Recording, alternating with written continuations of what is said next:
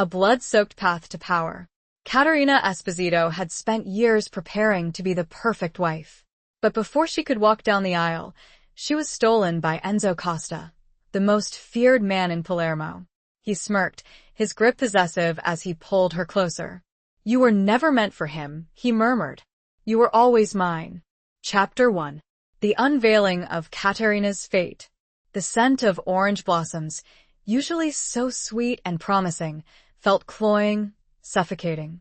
Caterina Esposito stood before the antique, full-length mirror in her family's villa, the reflection staring back a stranger draped in ivory lace and silk. The wedding gown, a masterpiece of intricate design, felt like a shroud. Today was supposed to be the happiest day of her life, the culmination of years of careful planning, of societal expectations meticulously met. She was to marry Marco Bellini, a man of suitable standing, a match approved by both families, a union that would solidify alliances and secure futures. Yet, her heart felt like a trapped bird, fluttering desperately against its gilded cage.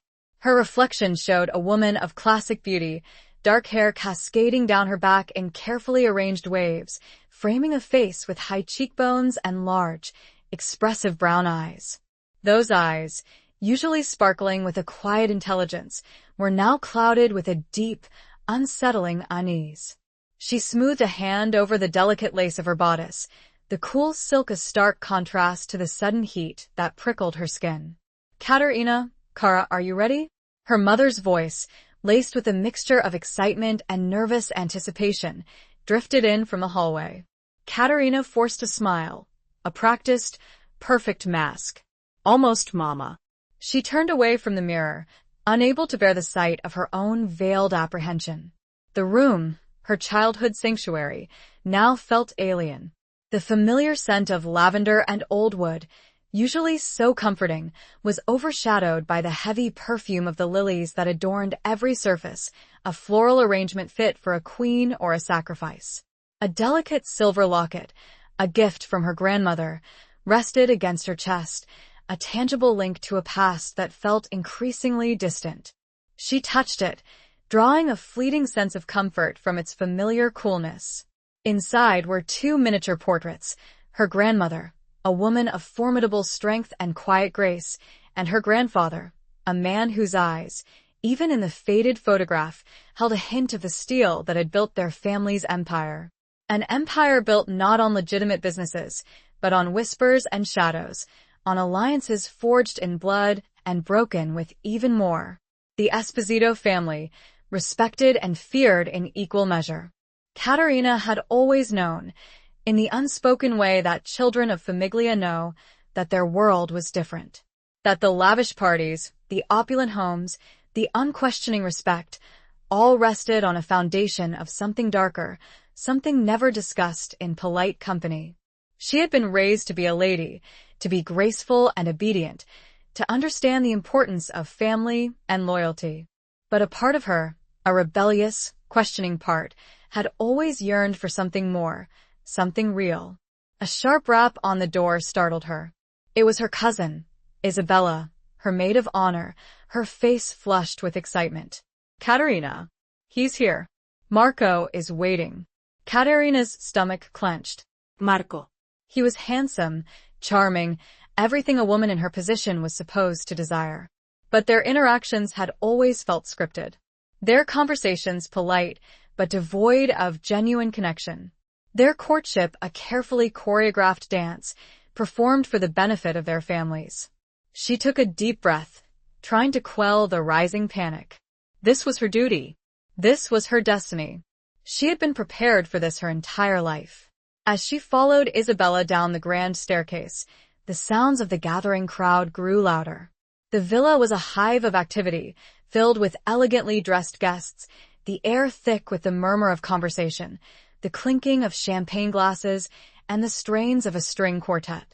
She saw her father, Don Alessandro Esposito, standing near the entrance, his presence commanding, his expression a mixture of pride and something else. A flicker of something that looked almost like regret. He was a man of few words, his emotions carefully guarded, but Katerina had always felt a deep, unspoken connection with him. He saw her, and a rare smile softened his features. "You look beautiful, my daughter," he said, his voice gruff but filled with affection. He offered her his arm, and she took it, her fingers gripping his sleeve a little too tightly. As they walked towards the makeshift altar that had been erected in the garden, a sea of faces turned towards her. She saw admiration, envy, and something else. A predatory gleam in the eyes of some of the men, a calculating assessment in the gazes of some of the women. This was the world she knew, a world of veiled threats and unspoken power plays. And then everything changed. A sudden commotion erupted near the entrance. Voices raised in anger, a scuffle, and then silence. A silence so profound, so absolute, that it was more terrifying than any scream.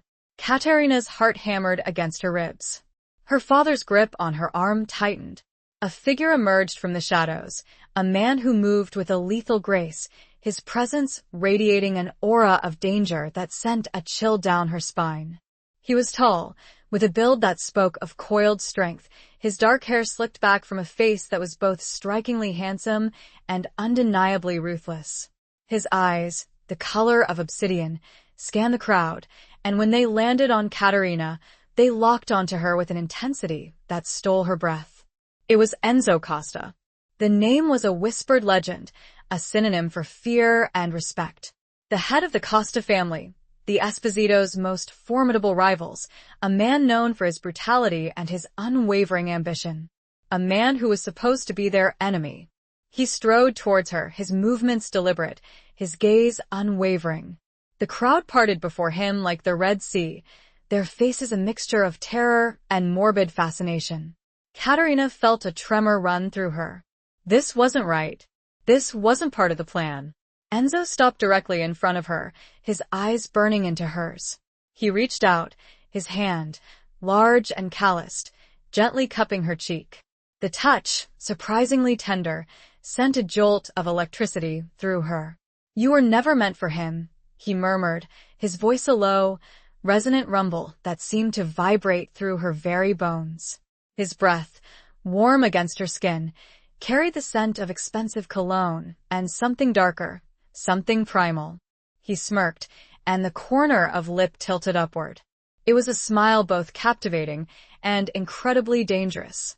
Then, with a swift, possessive movement, he pulled her closer, his arm wrapping around her waist, holding her captive against his hard chest. "You were always mine."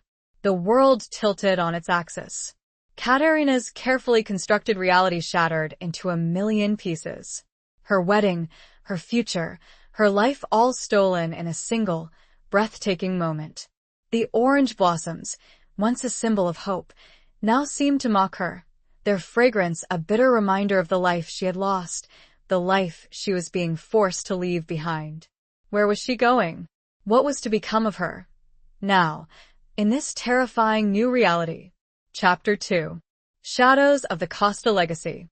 The ride was silent, punctuated only by the purr of the powerful engine and the rhythmic swish of the tires on the rain-slicked streets of Palermo.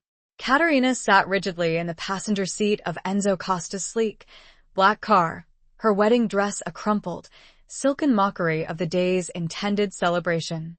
She hadn't dared to speak, hadn't dared to even look at the man beside her, the man who had, with a few words and a possessive touch, ripped her from her life. Enzo drove with a focused intensity, his hands firm on the wheel, his jaw tight. The city lights blurred past, reflecting in the dark sheen of the car's exterior, creating an unsettling, almost dreamlike atmosphere. Katerina stole a glance at him, her heart pounding a frantic rhythm against her ribs.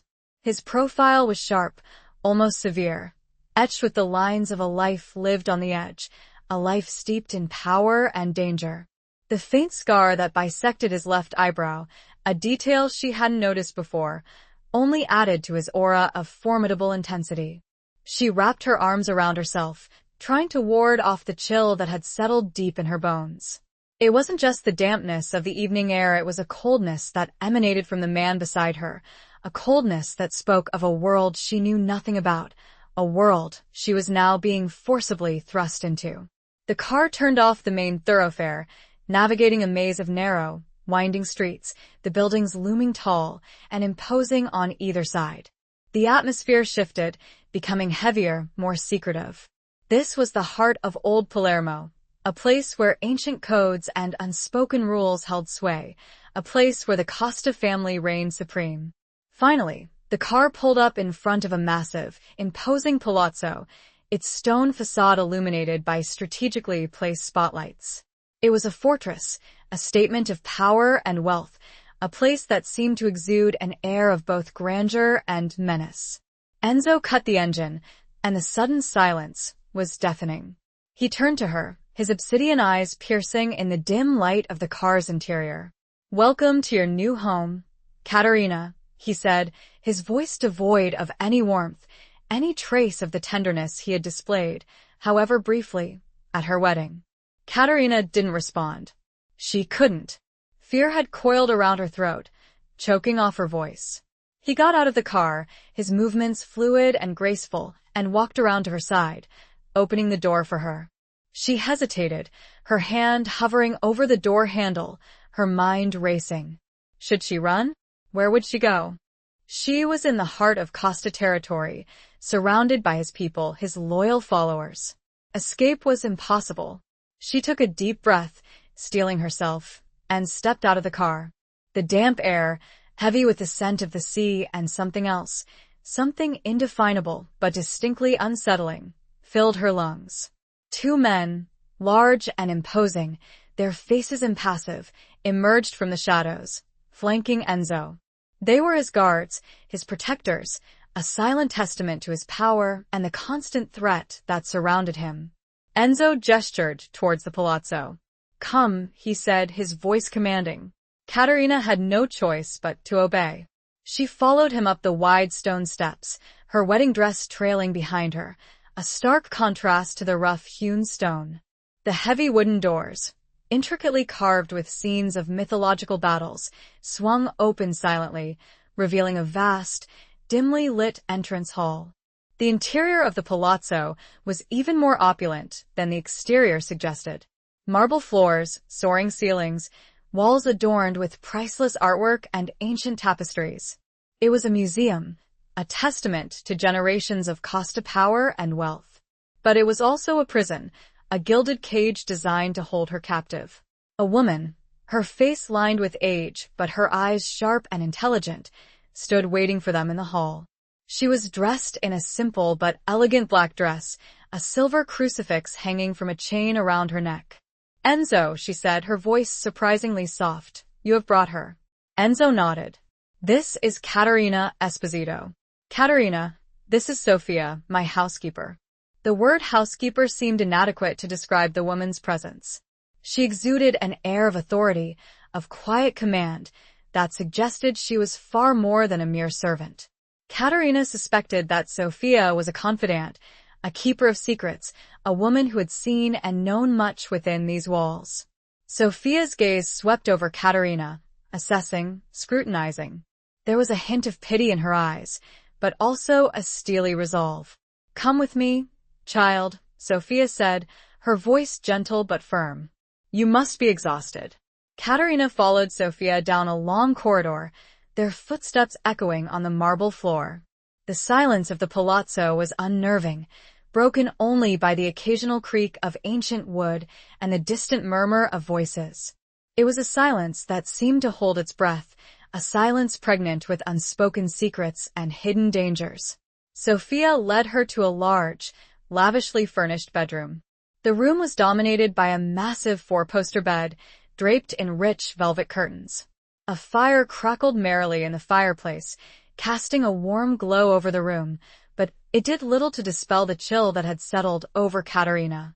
"I have drawn you a bath," Sofia said, gesturing towards an adjoining bathroom. "And I have laid out some clothes for you. You must be uncomfortable in that dress."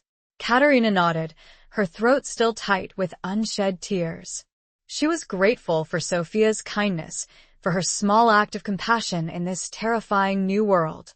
Sofia left, closing the door softly behind her. Katerina stood in the middle of the room, feeling lost and alone, the weight of her situation pressing down on her. She walked over to the window, looking out at the darkened city below. The lights of Palermo twinkled like distant stars, a reminder of the life she had lost, the life she had been so abruptly torn from. A single tear escaped, tracing a hot path down her cheek.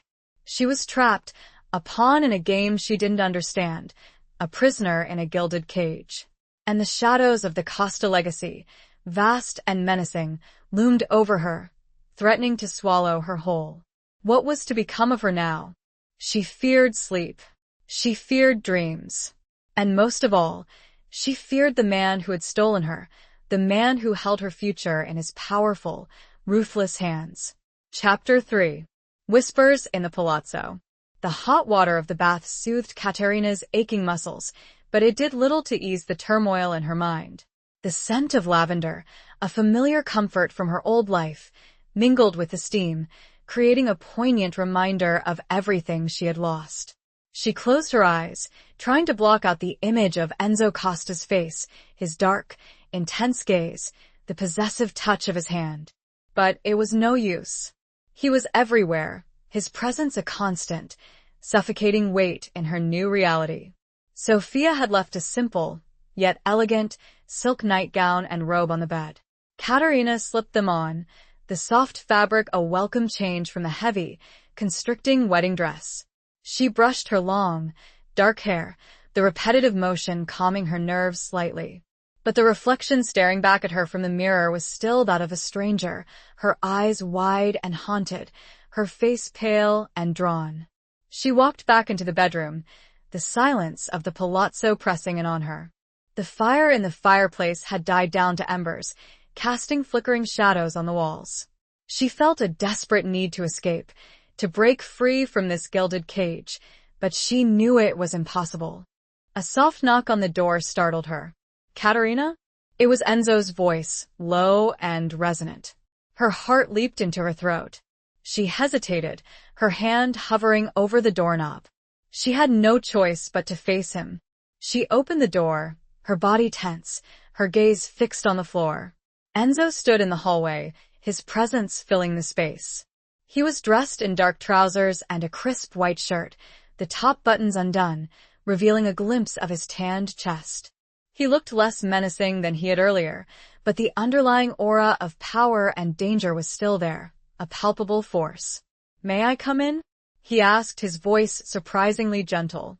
She nodded, stepping aside to allow him to enter. He walked into the room, his gaze sweeping over her, taking in her appearance. There was a flicker of something in his eyes, something that looked almost like appreciation. But it was quickly masked by his usual expression of cool detachment. "I wanted to see if you were settling in," he said, his voice devoid of any real warmth. Katerina forced herself to meet his gaze. "As well as can be expected," she replied, her voice surprisingly steady. He raised an eyebrow, a hint of amusement in his eyes. "You have spirit, Katerina. I admire that." She didn't respond. She didn't want his admiration. She wanted her freedom. He walked over to the window, looking out at the darkened city below. "Palermo is a beautiful city," he said, his voice almost wistful. "But it is also a city of secrets, a city of shadows." Katerina remained silent, watching him, trying to decipher his motives. What did he want from her? Why had he stolen her? He turned back to her, his gaze intense. "You are probably wondering why I brought you here," he said, his voice low and deliberate. She nodded, her heart pounding. He took a step closer, his proximity unsettling. "It's complicated," he said, his voice a husky murmur. "But it has everything to do with our families, with a history of betrayal and bloodshed." Katerina knew about the rivalry between the Esposito and Costa families. It was a feud that had spanned generations, a constant source of tension and violence. But she had never understood the root cause, the specific events that had fueled the hatred. "Your father," Enzo continued, his voice hardening, "he was responsible for the death of my father." Katerina gasped, her hand flying to her mouth. She had never heard this before. Her father, a man of quiet strength and unwavering loyalty, A murderer? It was impossible.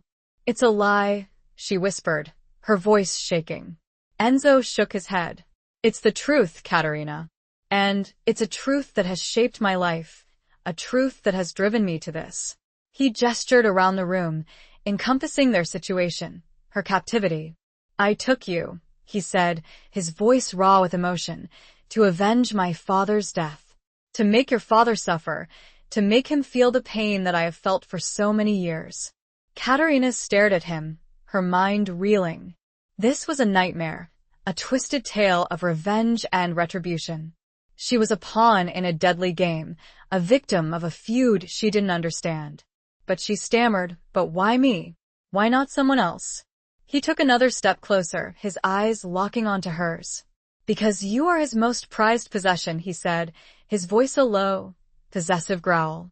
Because by taking you, I have taken everything from him. And then he did something that completely unexpected. He reached out, his hand gently cupping her cheek, his touch surprisingly tender. The same touch he'd offered at the wedding. But there's something else, Katerina, he murmured, his voice a husky whisper.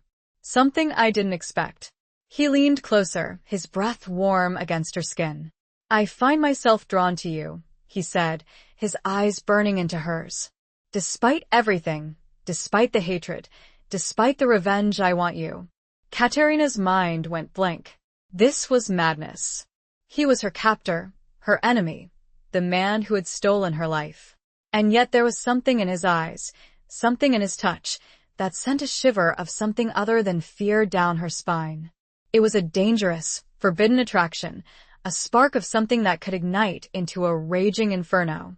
The whispers she'd heard for years, hushed conversations about the Costa family, their ruthlessness, their power, filled her with dread.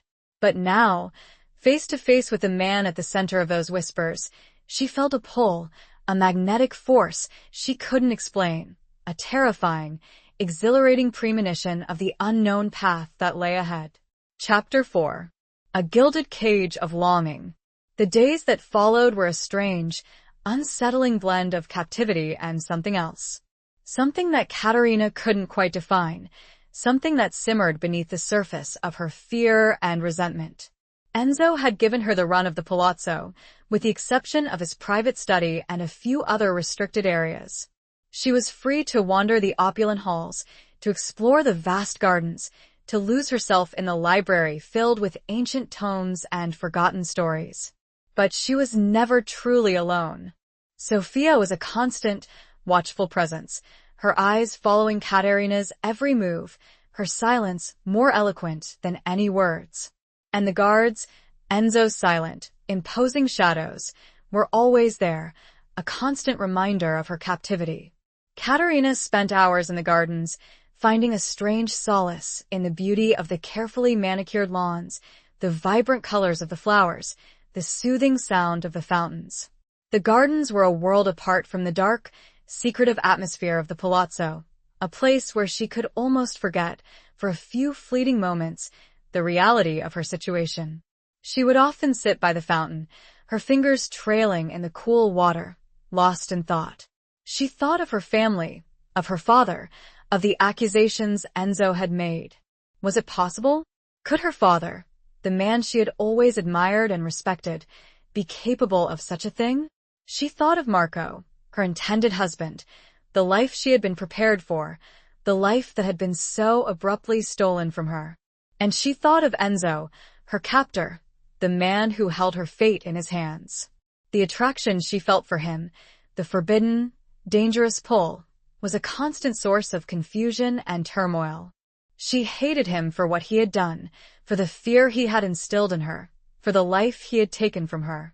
But she couldn't deny the way her heart quickened when he entered a room, the way her breath caught in her throat when his eyes met hers, the way her skin tingled at his touch. He treated her with a strange mixture of courtesy and possessiveness. He would join her for dinner, the meals served in a formal dining room, the table laden with exquisite food and fine wine. Their conversations were stilted, polite, but beneath the surface, there was a palpable tension, a simmering undercurrent of something unspoken. He would ask her about her life, about her interests, about her dreams. He seemed genuinely interested in her answers, his gaze intense, his attention unwavering. But there was always a distance between them, a wall of secrets and lies that prevented any real connection. One evening, as they sat in the garden after dinner, the air filled with the scent of jasmine and the soft glow of twilight, Enzo spoke of his own past, of his childhood, of the loss of his father. His voice was raw with emotion, his eyes filled with a pain that mirrored her own. "I was only 10 years old when he was killed," he said, his voice a low murmur. "I remember him as a strong, loving man, a man who taught me the importance of family, of loyalty, of honor." Katerina listened, her heart aching for the young boy he had been, the boy who had lost his father so tragically. She saw a glimpse of the vulnerability that lay beneath his hardened exterior, a glimpse of the pain that had shaped him into the man he was today. "I understand your anger," she said, her voice soft, her words surprising even herself. "Your need for revenge." He looked at her, his eyes searching hers. "Do you?" he asked, his voice barely a whisper. She nodded. "I don't condone it," she said, her voice firmer now. "But I understand it." A flicker of something that looked almost like hope crossed his face. But it was quickly gone, replaced by his usual expression of cool detachment. He stood up, his movements graceful and fluid. "It's getting late," he said, his voice devoid of any emotion. "You should go inside." Katerina watched him walk away, his figure disappearing into the shadows of the palazzo. She felt a profound sense of loneliness, a longing for something she couldn't quite name. She was trapped in a gilded cage, surrounded by luxury and beauty, but her heart ached for freedom, for connection, for a love that felt both impossible and inevitable. The longing felt both foreign and incredibly familiar. It was a whisper of something she hadn't allowed herself to feel in years, a reminder of desires she'd buried deep. And she knew, with a growing certainty, that this gilded cage, this forced proximity to Enzo Costa, was slowly, irrevocably, changing her. Chapter 5. The Thorns of a Forbidden Rose. The library became Katerina's sanctuary. Within its walls, surrounded by the scent of old paper and leather, she found a temporary escape from the oppressive reality of her captivity. She devoured books, losing herself in tales of adventure, romance, and intrigue. The stories offered a respite from her own turbulent emotions, a chance to forget, however briefly, the dangerous game she was caught in. One afternoon, while searching for a particular volume, she stumbled upon a hidden section of the library, a small alcove concealed behind a sliding bookcase. Curiosity piqued, she pushed the bookcase aside, revealing a collection of old, leather-bound journals. They were handwritten, the script elegant and precise, the ink faded with age. She carefully pulled one of the journals from the shelf, its cover worn and cracked. The name embossed in gold on the front caught her eye: Lorenzo Costa, Enzo's father. Her heart pounded in her chest. This was a forbidden treasure, a glimpse into the past, a chance to understand the man whose death had set in motion the chain of events that had led to her captivity. She sat down at a nearby table, the journal open before her. The first entry was dated decades ago, a young Lorenzo Costa's account of his life, his family, his ambitions. As she read, she was drawn into a world of power, loyalty, and betrayal, a world where the lines between right and wrong were blurred, where honor and violence went hand in hand. Lorenzo wrote of his love for his wife, Isabella, of his devotion to his son, Enzo. He wrote of his responsibilities as the head of the Costa family, of the challenges he faced, of the enemies he made. And he wrote of Alessandro Esposito, Katerina's father. The early entries spoke of a friendship between the two men, a bond forged in their youth, a shared understanding of the world they inhabited. They were partners, allies, brothers in all but blood. But as the years passed, the tone of the entries changed. The friendship began to sour, replaced by suspicion, mistrust, and ultimately betrayal. Lorenzo wrote of a deal gone wrong, a betrayal that had cost him dearly. He didn't explicitly accuse Alessandro of orchestrating the betrayal, but the implication was clear. The entries became filled with anger, resentment, and a thirst for revenge. Katerina's hands trembled as she read. This was a different perspective, a different narrative than the one she had been raised with. Her father, the man she had always believed to be honorable and just, was portrayed here as a traitor, a man capable of deceit and violence. The last entry in the journal was dated just days before Lorenzo's death. It was filled with a sense of foreboding, a premonition of his own demise.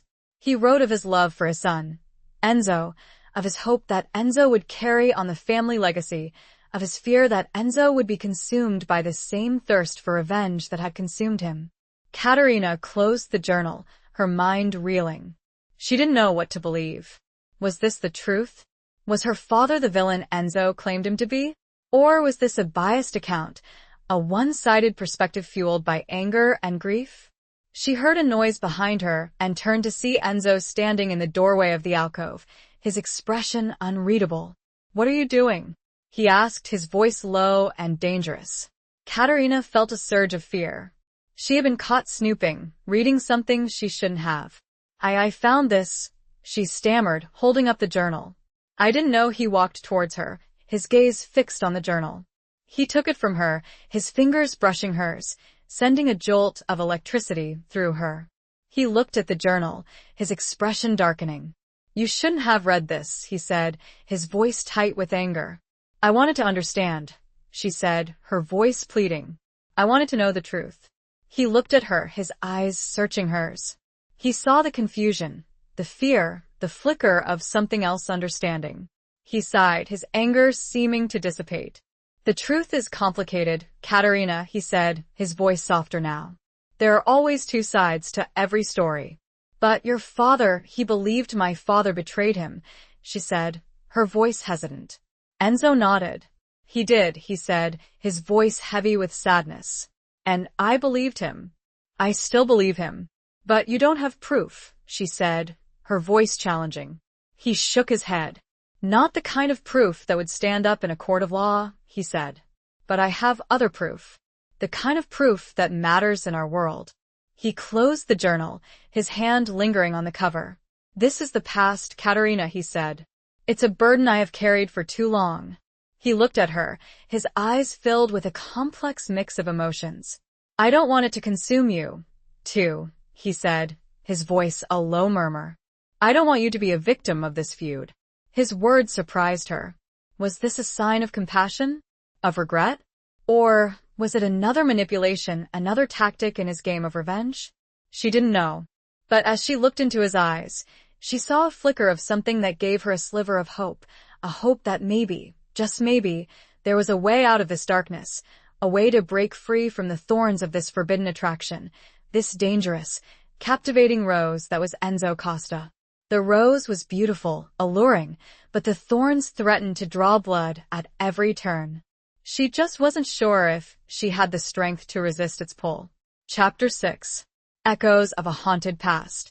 The discovery of Lorenzo Costa's journal had opened a Pandora's box of doubts and questions for Katerina. She found herself increasingly drawn to the past, to the events that had shaped the present, to the secrets that lay hidden beneath the surface of her gilded cage. She spent hours in the library, poring over old documents, searching for any clue, any piece of evidence that could shed light on the truth. Sophia, ever watchful, seemed to sense Katerina's growing obsession.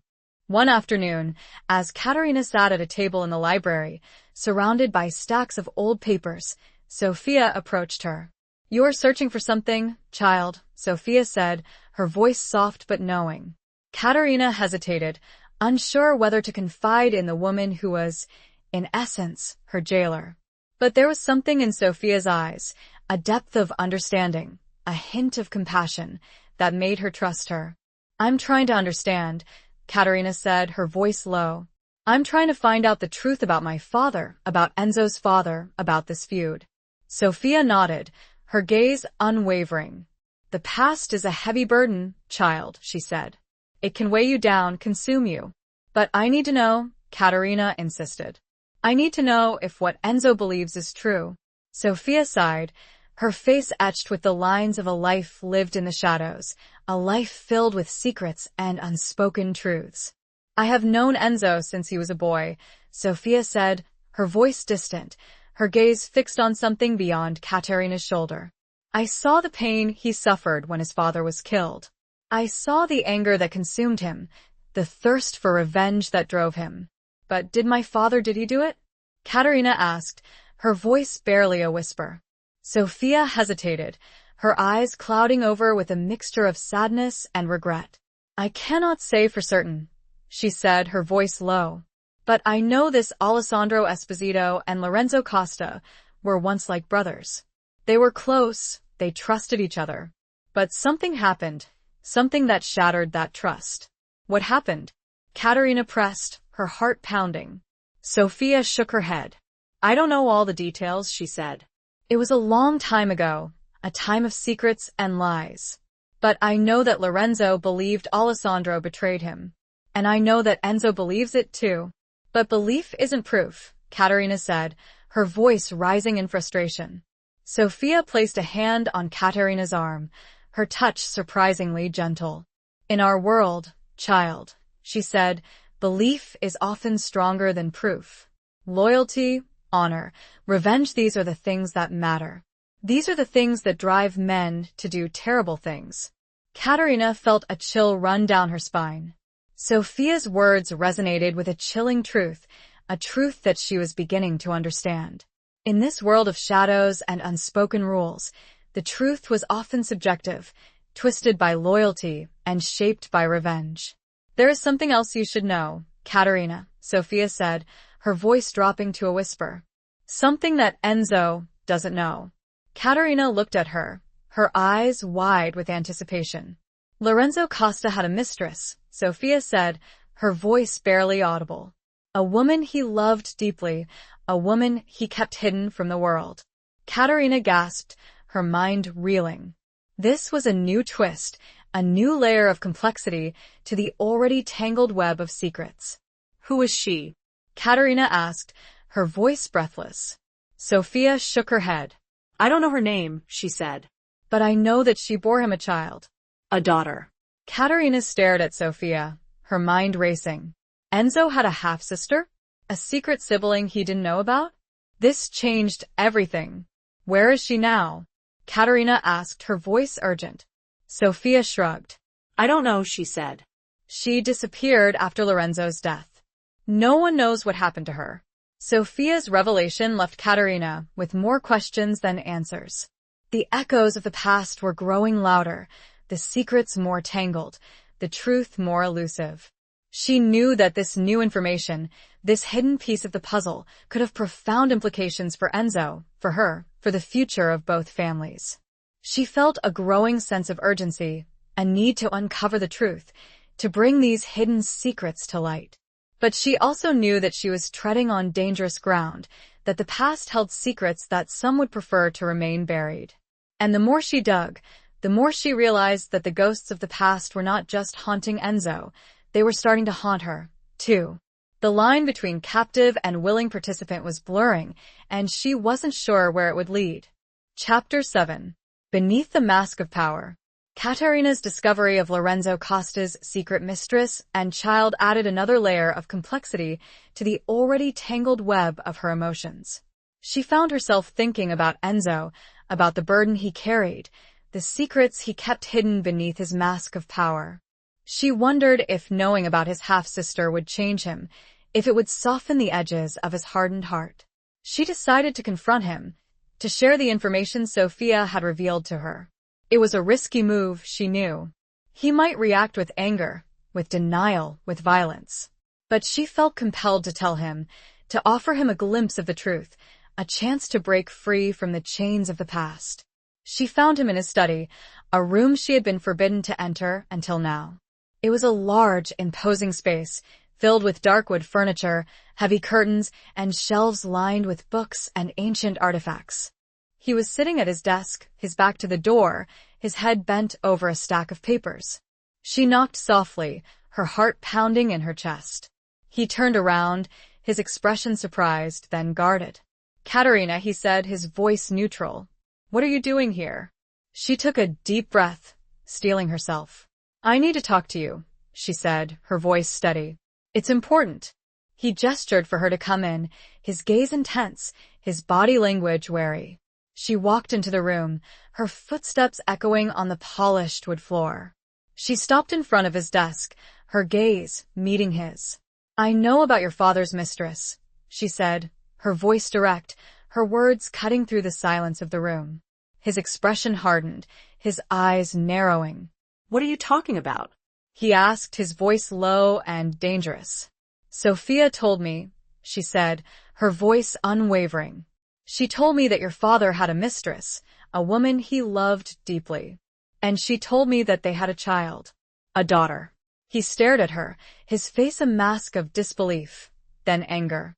Sophia is an old woman, he said, his voice tight, with controlled fury. She's confused. She doesn't know what she's talking about. I don't think so, Katerina said, her voice challenging. I think she knows more than she lets on. And I think you know it too. He stood up, his movements abrupt, his chair scraping against the floor. He walked around the desk, his proximity unsettling. Why are you doing this, Katerina? He asked, his voice a low growl. Why are you digging into the past? Why are you trying to stir up trouble? I'm not trying to stir up trouble, she said, her voice pleading. I'm trying to understand. I'm trying to find the truth. And I think this secret is a part of that truth. He looked at her, his eyes searching hers. He saw the sincerity in her gaze, the genuine desire to help, the flicker of something else compassion. He sighed, his anger seeming to dissipate. He ran a hand through his hair, his expression weary. Even if it's true, he said, his voice softer now, what difference does it make? It's the past. It's over. It's not over, Katerina insisted. The past is never truly over. It shapes us, it influences us, it haunts us. And the secret, it could change everything. He looked at her, his eyes filled with a complex mix of emotions. He saw the strength in her, the determination, the unwavering spirit that had captivated him from the moment he had stolen her. He took a step closer, his hand reaching out to touch her cheek, his touch surprisingly gentle. You are a remarkable woman, Katerina, he murmured, his voice a husky whisper. You see beneath the surface. You see the truth. You see me. Katerina's heart skipped a beat. His words, his touch, sent a shiver of something other than fear down her spine. It was a dangerous, forbidden attraction, a spark of something that could ignite into a raging inferno. He leaned closer, his breath warm against her skin. Perhaps, he said, his voice barely audible, perhaps you are right. Perhaps it's time to face the past, to uncover the secrets, to break free from the chains that bind us. He hesitated for a moment, as if he was afraid to face what he may find. And then, with a sudden, decisive movement, he pulled her closer, his lips claiming hers in a kiss that was both passionate and desperate. It was a kiss that spoke of longing, of desire, of a forbidden love that had blossomed in the shadows of a gilded cage. It was a kiss that sealed their fate, a kiss that marked the beginning of a new chapter, a chapter filled with both danger and the tantalizing promise of a love that could either destroy them or redeem them both. The mask of power had slipped, revealing the vulnerable man beneath, and Katerina knew she was irrevocably bound to him, for better or for worse. Chapter 8. The Dance of Deception and Desire. The kiss had shattered the fragile barrier between them, unleashing a torrent of emotions that had been simmering beneath the surface. Katerina found herself caught in a whirlwind of conflicting feelings, torn between her fear of Enzo and the undeniable attraction she felt for him. He was her captor, her enemy, the man who had stolen her life. And yet, she couldn't deny the way her heart raced when he was near, the way her body responded to his touch, the way her mind sought him out even when she tried to resist. Enzo, too, seemed to be struggling with his own emotions. He was more attentive, more considerate, his possessiveness tempered by a newfound tenderness. He would seek her out, spending hours with her in the gardens, in the library, in the quiet corners of the palazzo. Their conversations became more intimate, more revealing, delving deeper into their pasts, their fears, their dreams. He told her about his childhood, about the weight of responsibility he had carried since his father's death, about the expectations that had been placed upon him, about the loneliness he had felt despite being surrounded by people. He spoke of his desire to build a better future, to break free from the cycle of violence and revenge that had plagued his family for generations. Katerina listened, her heart aching for the boy he had been, the man he was trying to become. She saw the vulnerability that lay beneath his hardened exterior, the flicker of hope that she had ignited within him. She, in turn, shared her own dreams, her own aspirations, the life she had envisioned for herself before it had been so abruptly taken from her. She spoke of her passion for art, for history, for the beauty of the world around her. She spoke of her desire to make a difference, to leave her mark on the world, to find a love that was true and lasting. Their shared vulnerability created a bond between them, a connection that transcended their circumstances, their differences, their past. But it was a fragile bond, a delicate dance of deception and desire, threatened by the secrets that still lay hidden between them, by the shadows of the past that continued to haunt them. One evening, as they sat on a balcony overlooking the city, the lights of Palermo twinkling below, Enzo turned to her, his gaze intense.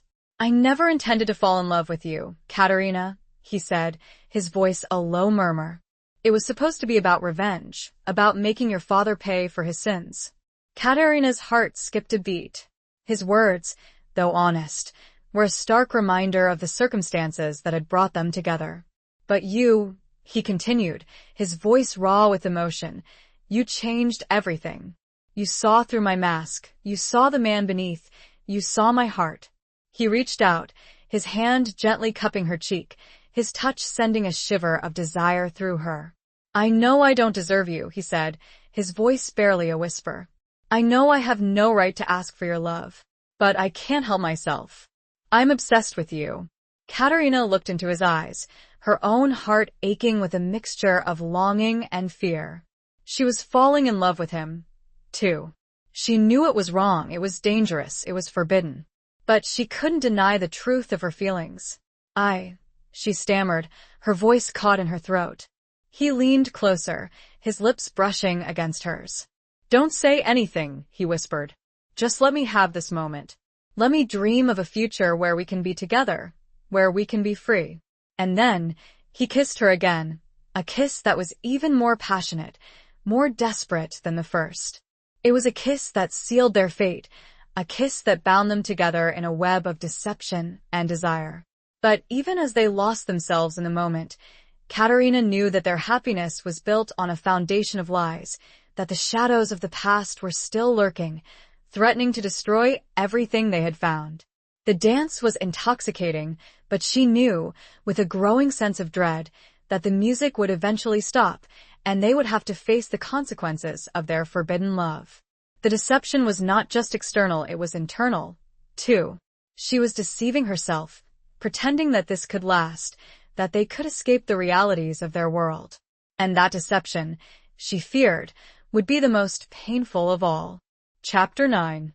Scars of Loyalty and Betrayal. The fragile peace that had settled over the palazzo was shattered by a sudden, unexpected event. A message arrived, delivered by one of Enzo's most trusted men, his face grim, his eyes filled with a mixture of fear and urgency. The message was from Alessandro Esposito, Katerina's father. He demanded a meeting with Enzo, a parley to discuss the terms of Katerina's release. Enzo's reaction was immediate and visceral. His face hardened, his eyes narrowed, his body tensing with barely controlled fury. "He wants to negotiate," he said, his voice a low growl. "After all he's done, he wants to bargain for your freedom." Katerina felt a surge of fear, mixed with a flicker of hope. Was this a chance for her to escape, to return to her family, to her old life? Or was it a trap, another move in the deadly game between the two families? "What will you do?" she asked, her voice trembling. Enzo looked at her, his gaze intense. "I will meet him," he said, his voice decisive. "I will hear what he has to say. But I will not let him have you. You are mine, Katerina. And I will not let you go." His possessiveness, though frightening, also sent a shiver of something else through her.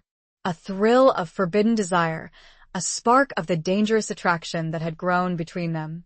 The meeting was arranged to take place at a neutral location, an abandoned warehouse on the outskirts of Palermo. It was a place steeped in history, a place where deals had been made, betrayals had taken place, and blood had been spilled. Enzo prepared for the meeting with meticulous care. He assembled his men, his most trusted lieutenants, their faces grim, their weapons concealed beneath their dark suits. He was taking no chances. He knew that Alessandro Esposito was a dangerous man, a man capable of anything.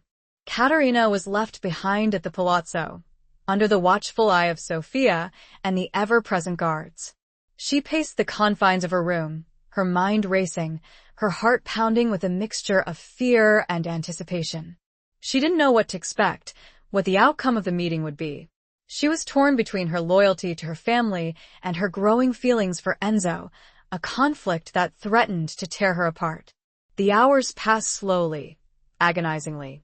The silence of the palazzo was oppressive, broken only by the occasional creak of ancient wood and the distant murmur of voices. Caterina felt as if she were trapped in a pressure cooker, the tension building with each passing moment. Finally, as darkness fell, Enzo returned. He walked into her room, his face a mask of emotions she couldn't decipher. He was weary, his clothes rumpled, his eyes filled with a mixture of exhaustion and something else. Something that looked almost like relief. "It's over," he said, his voice flat. Caterina's heart leaped into her throat. "What happened?" she asked, her voice breathless. He walked towards her, his movements slow and deliberate. He stopped in front of her, his gaze intense. "He offered me a deal," he said, his voice low. "A truce. A chance to end the feud, to stop the bloodshed." Caterina stared at him, her mind reeling. This was unexpected. A chance for peace? A way out of this nightmare? "And?" she prompted, her voice barely a whisper. He reached out, his hand gently cupping her cheek, his touch sending a shiver through her. "I refused," he said, his voice firm, his eyes locking onto hers. Caterina gasped, her eyes widening in disbelief. "You refused?" she repeated, her voice incredulous. "Why?" He leaned closer, his breath warm against her skin. "Because the deal came with a price," he said, his voice a low, husky murmur. "A price I was not willing to pay." "What price?" she asked, her voice trembling. He hesitated, his eyes searching hers. "He wanted me to give you back," he said, his voice barely audible. Caterina's heart stopped. He had refused to give her up. He had chosen her, over peace, over ending the feud, over everything. "But why?"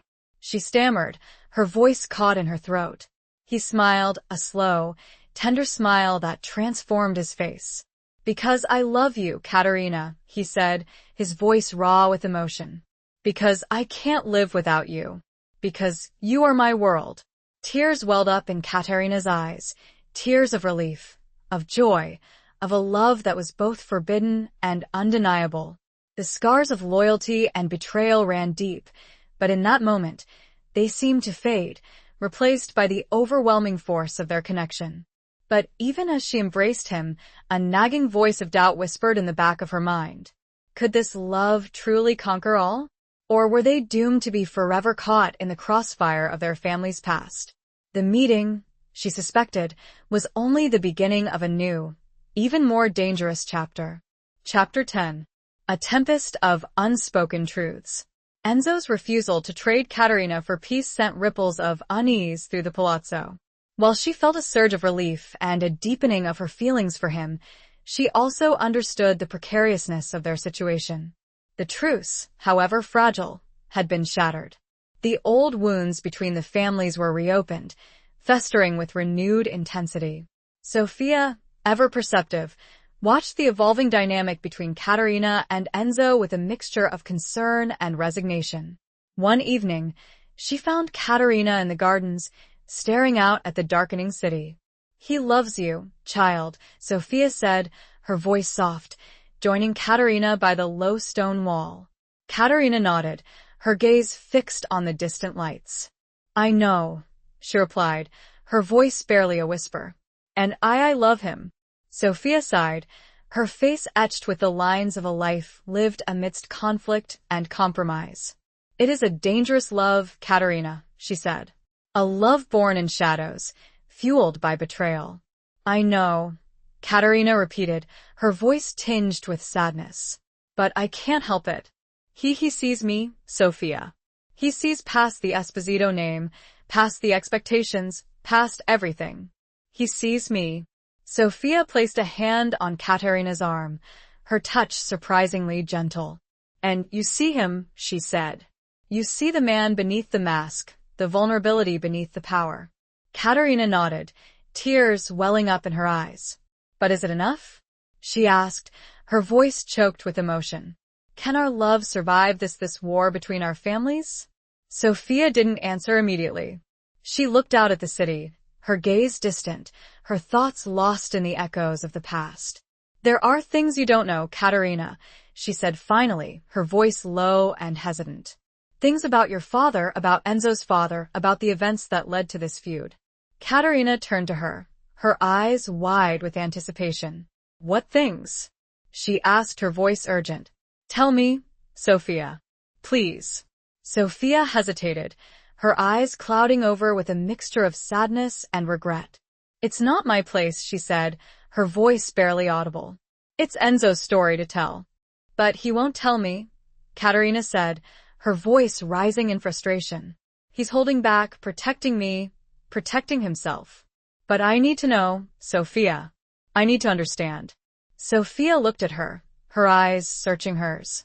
She saw the desperation in Katerina's gaze, the genuine desire to know the truth, the flicker of fear that mirrored her own. There is more to the betrayal than Enzo knows, Sophia said finally, her voice dropping to a whisper. Your father, he was not the only one involved. Katerina stared at her, her mind reeling. What do you mean? She asked, her voice breathless. Sophia took a deep breath, her gaze unwavering. Lorenzo Costa was not the innocent victim he portrayed himself to be, she said. He was involved in questionable dealings. Things that put his family, his son, at risk. And my father? Katerina prompted, her heart pounding. Your father tried to protect him, Sophia said, her voice low and intense. He tried to cover up Lorenzo's mistakes, to shield him from the consequences. But it backfired. It made him look guilty. It made him appear to be the betrayer. Katerina felt a wave of dizziness wash over her. This was a completely different narrative than the one she had been raised with, a different perspective than the one Enzo believed. Why didn't my father tell anyone? She asked, her voice shaking. Why did he let everyone believe he was the guilty one? Sophia shook her head. Loyalty, she said, her voice filled with a mixture of admiration and sadness. He was loyal to Lorenzo, even to his own detriment. He believed he was doing the right thing, protecting his friend, protecting his family. But it cost him everything, Katerina said, her voice barely a whisper. Sophia nodded. It did, she said. And it cost Enzo his father. And now it threatens to cost you both your future. The unspoken truths hung heavy in the air, a tempest of emotions swirling around them. Katerina felt a profound sense of injustice, a burning need to set the record straight, to clear her father's name, to reveal the truth to Enzo. But she also knew that doing so could unleash a new wave of violence, a new cycle of revenge. The truth, she realized, was a double-edged sword, capable of both healing and destruction. And she wasn't sure if she had the courage to wield it. The storm was brewing, and she felt utterly unprepared for the deluge that was sure to follow. Chapter 11. The Price of Freedom's Call. The revelation of her father's actions, his misplaced loyalty, and Lorenzo Costa's own culpability left Katerina in a turmoil of conflicting emotions. She felt a surge of anger towards Enzo's father, a man whose deceit had caused so much pain and suffering. She felt a profound sadness for her own father, a man who had sacrificed everything for a friend who didn't deserve his loyalty. And she felt a desperate need to tell Enzo the truth, to shatter the illusion he had lived with for so long. But she also knew that revealing the truth could have devastating consequences. It could reignite the feud, unleash a new wave of violence, and destroy any chance of a future with Enzo. She was torn between her desire for justice and her fear of the consequences, trapped between her loyalty to her family and her love for the man who held her captive. She decided to confide in Enzo, to share the information Sophia had revealed to her, but in a way that wouldn't immediately shatter his world. She needed to approach him carefully, subtly, planting the seeds of doubt without revealing the full extent of her knowledge. She found him in the library, a place that had become their shared sanctuary, a space where they could escape the pressures of their world and connect on a deeper level. He was reading, his brow furrowed in concentration, his profile illuminated by the soft glow of a lamp. She sat down beside him, her presence causing him to look up, his expression softening as he saw her. "Katerina," he said, his voice a low murmur. "What is it?" She took a deep breath, steeling herself. "I've been thinking," she said, her voice hesitant, "about our fathers, about the past." He closed the book, his gaze intense, his body language wary. "What about it?" he asked, his voice neutral. I can't help but wonder," she said, her voice carefully measured. "If there's more to the story than we know." He raised an eyebrow, a hint of suspicion in his eyes. "What do you mean?" he asked. "I mean," she said, her voice choosing her words with care, "was your father perfect? Was he truly the innocent victim he portrayed himself to be?" Enzo's expression hardened, his eyes narrowing. "What are you suggesting?" he asked, his voice low and dangerous. "I'm not suggesting anything," she said, her voice pleading. "I'm just questioning.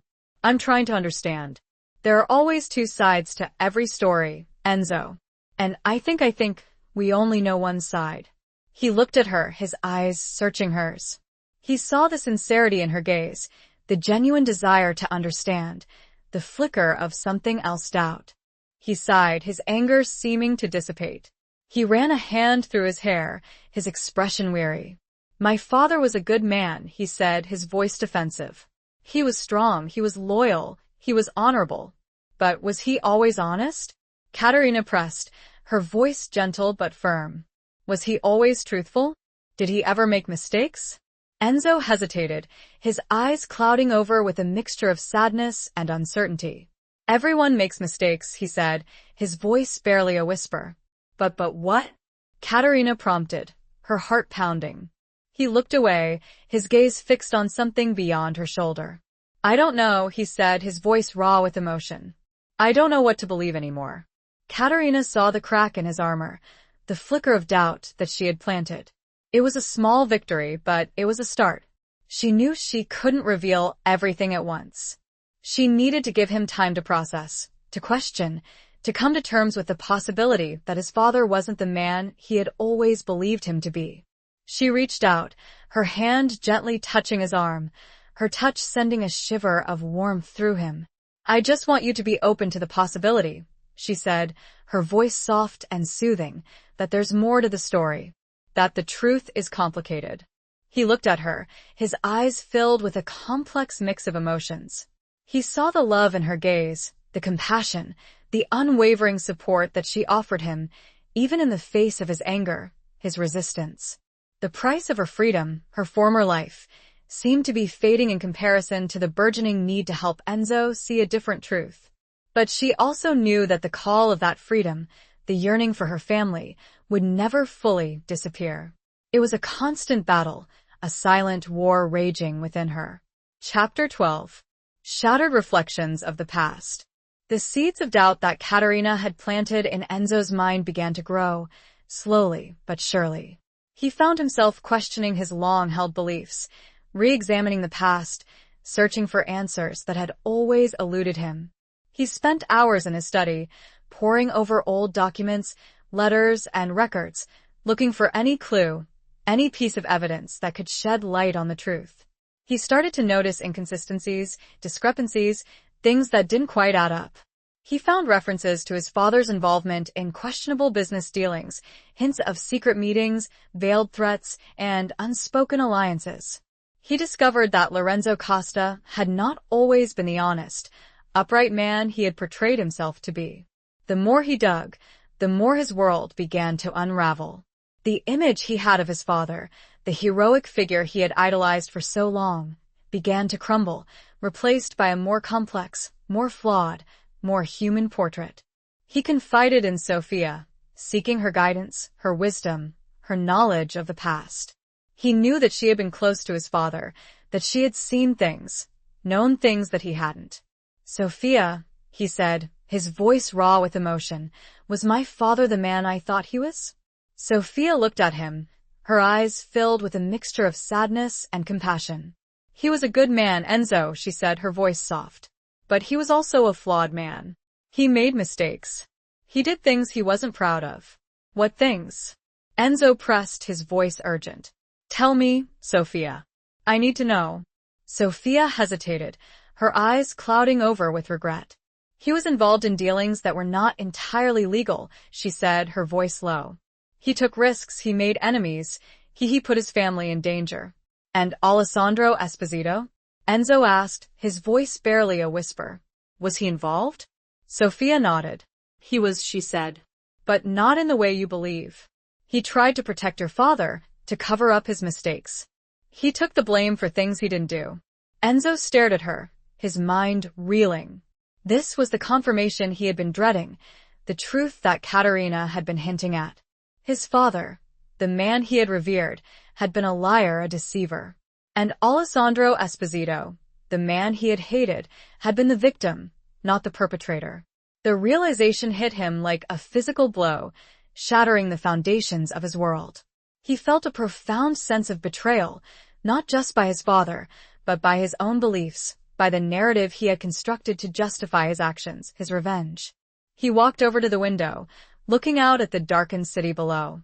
The lights of Palermo, once a symbol of his power, his domain, now seemed to mock him, a reminder of his own blindness, his own culpability. He turned back to Sophia, his eyes filled with tears. "What do I do?" he asked, his voice choked with emotion. How do I live with this?"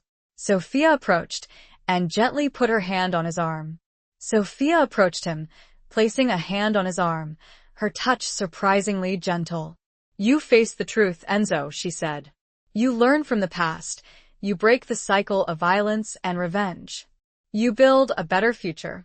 "But Caterina," he said, his voice raw with pain. "I took her. I hurt her. I did all of this for nothing." "It was not for nothing," Sophia said, her voice firm. "You found love, Enzo. You found a woman who sees you, who understands you, who loves you despite everything." Enzo looked at Sophia, a flicker of hope in his eyes. Could he still have a future with Caterina? Could he earn her forgiveness, her love, after everything he had done? He knew that he had a long road ahead of him, a path filled with challenges and obstacles. He had to make amends for his past, to atone for his mistakes, to prove to Caterina, to himself, that he was worthy of her love. The reflections of the past were shattered, revealing a new, more complex reality. He was no longer the man he had been, the man driven by revenge. He was a man transformed, a man seeking redemption, a man ready to fight for a future he had never thought possible. But the fight, he knew, would be the hardest one he had ever faced. Chapter 13. The unraveling of Enzo's secrets. The weight of the truth, the shattering of his long-held beliefs, sent Enzo on a path of introspection and self-discovery. He had to confront his own demons, his own culpability in perpetuating the cycle of violence and revenge. He had to come to terms with the fact that his father, the man he had idolized, was not the hero he had always believed him to be. He started by distancing himself from the famiglia, from the day-to-day operations of the Costa Empire. He delegated responsibilities to his most trusted lieutenants, men he knew he could rely on to maintain order and stability. He needed time, space, to think, to reflect, to decide what kind of man he wanted to be, what kind of future he wanted to build. He spent hours walking the streets of Palermo, alone, unnoticed, a ghost in his own city. He observed the people, their lives, their struggles, their joys. He saw the beauty of the city, the resilience of its inhabitants, the hope that flickered even in the darkest corners. He realized that he had been blind to so much, consumed by his own anger, his own pain, his own quest for revenge. He started to make amends, small gestures at first, anonymous donations to local charities, support for struggling businesses, acts of kindness that went unnoticed, unacknowledged. He was trying to find a way to atone for his past, to make a positive impact on the world, to become a better man. He also sought out Katerina, spending more time with her, sharing his thoughts, his feelings, his fears. He confessed his doubts, his insecurities, his growing realization that he had been wrong about so many things. "I'm sorry, Katerina," he said one evening as they sat in the garden, the air filled with the scent of jasmine and the soft glow of twilight. "I'm sorry for everything. For taking you, for hurting you, for believing the lies." Katerina looked at him, her eyes filled with compassion. "I know," she said, her voice soft. "And I forgive you." Her words were a balm to his soul, a ray of hope in the darkness. He knew that her forgiveness was not easily earned, that he still had much to prove, but it was a start. He told her about his father, about the discoveries he had made, about the unraveling of his secrets. He shared his pain, his confusion, his anger, his shame. Katerina listened, her heart aching for him. She saw the transformation he was undergoing, the struggle he was facing, the genuine desire he had to change. "It's not your fault, Enzo," she said, her voice gentle but firm. "You were a victim of the past, just like I was. We were both caught in a web of lies, of deceit, of hatred. But I perpetuated it," he said, his voice raw with emotion. "I chose to continue the cycle of violence, of revenge. I could have stopped it. I should have stopped it. And now you are," Katerina said, her voice filled with hope. "You're breaking the cycle, Enzo. You're choosing a different path." He reached out, his hand gently cupping her cheek, his touch sending a shiver of warmth through her. "I want a future with you, Katerina," he said, his voice a low murmur. "A future free from the shadows of the past, a future built on love, on trust, on honesty." Katerina's heart skipped a beat. His words, his touch, his vulnerability were a testament to the change he had undergone. She saw the man he was becoming, the man he had always had the potential to be. "I want that, too, Enzo," she said, her voice barely a whisper. "But it won't be easy. There will be challenges, obstacles, resistance." He nodded, his gaze intense. "I know," he said. "But I'm ready to face them. With you by my side, I can do anything." The secrets were coming unraveled, exposing not only his father's flaws, but also Enzo's capacity for change. However, there was still a critical piece he was keeping from her, his half-sister. He had discovered her identity, but the fear of Katerina's reaction, of the potential disruption to their fragile new beginning, kept him silent. This remaining secret, he knew, could be the most devastating of all. Chapter 14. A Pact Forged in Fire. The burgeoning hope for a future together, however, was shadowed by the looming threat of the Esposito family. While Enzo was undergoing his internal transformation, Alessandro Esposito was not idle. He saw Enzo's withdrawal from the famiglia's affairs as a sign of weakness, an opportunity to strike, to reclaim his daughter, and to finally eliminate the Costa threat. Alessandro, driven by a combination of wounded pride, genuine concern for Katerina though twisted by his own sense of honor, and a ruthless desire for power, began to mobilize his forces. He called in old debts, forged new alliances, and prepared for a confrontation that he believed would be decisive. Katerina, aware of her father's nature and his unwavering commitment to the old ways, felt a growing sense of dread. She knew that her love for Enzo, her newfound hope for a future with him, was a fragile flame, easily extinguished by the winds of violence and revenge. She tried to reason with Enzo, to convince him to take proactive measures, to protect himself, to protect their future. "Enzo, you can't ignore this," she said, her voice urgent, one evening as they sat in the library. "My father is not a man to be underestimated. He's planning something." "I know it." Enzo looked at her, his expression troubled. He had been trying to avoid a confrontation, hoping that his withdrawal from the Famiglia's affairs would be seen as a sign of peace, a willingness to end the feud. But he also knew that Alessandro Esposito was not a man to be trusted, that his hatred for the Costa family ran deep. "I know," he said, his voice weary, "but I don't want to resort to violence. I don't want to go back to the old ways." "But you may not have a choice," Caterina insisted. "He's not going to give you a choice. He's going to force your hand." Enzo sighed, running a hand through his hair. He knew she was right. He had been naive to think that he could simply walk away from the past, that he could escape the consequences of his family's history. He made a decision. He would not initiate a conflict, but he would not back down. He would defend himself, he would defend Caterina, he would defend their future. He called a meeting of his most trusted lieutenants, the men who had remained loyal to him despite his withdrawal from the Famiglia's affairs. He laid out the situation, the threat posed by Alessandro Esposito, his decision to avoid violence, but to be prepared for it. "We will not strike first," he said, his voice firm, his gaze unwavering. "But we will not be caught unprepared. We will defend ourselves, our families, our future." His men, hardened veterans of the underworld, nodded their understanding. They were loyal to Enzo, they respected his decision, they were ready to fight alongside him.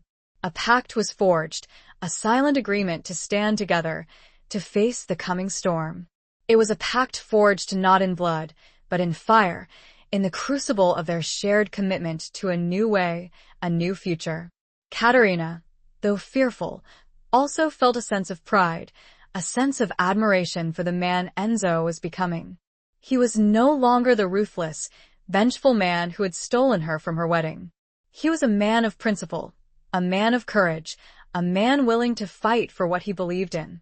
As the night deepened, the tension in the palazzo grew palpable. Everyone knew that a confrontation was inevitable, that the fragile peace was about to be shattered.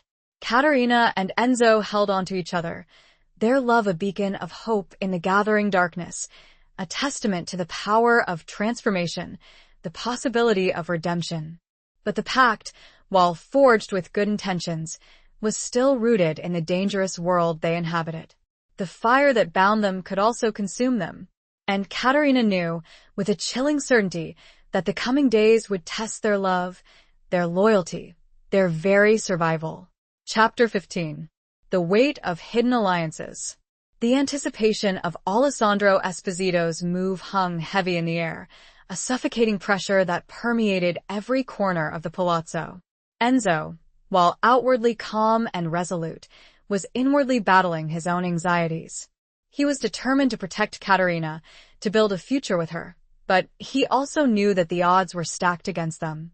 Alessandro was a formidable opponent, a man with decades of experience in the ruthless world of the mafia, a man with a network of alliances that stretched far and wide.